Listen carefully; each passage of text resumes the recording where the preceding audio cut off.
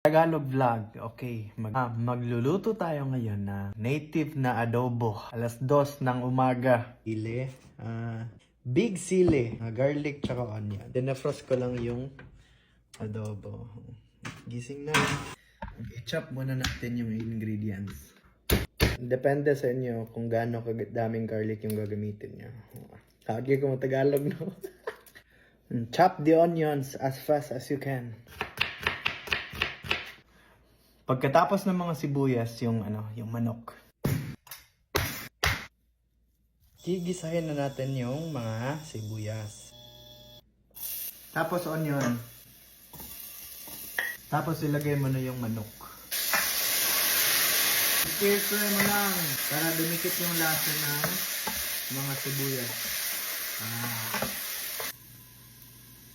Oh, diba? Nilabas na siya ng cheese. Tapos lalagyan natin ng toyo.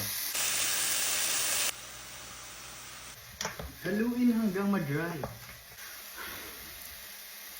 Lagyan mo ng tubig para makita mo na ako. Asin, sugar, bay leaves, tsaka pepper. Okay na. Okay, kapag malambot na siya, ilagyan na natin tong red pepper, sili. Tapos huli na tong suka. Last part.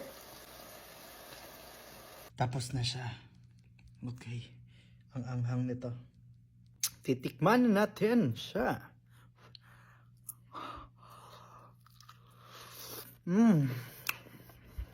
Sarap.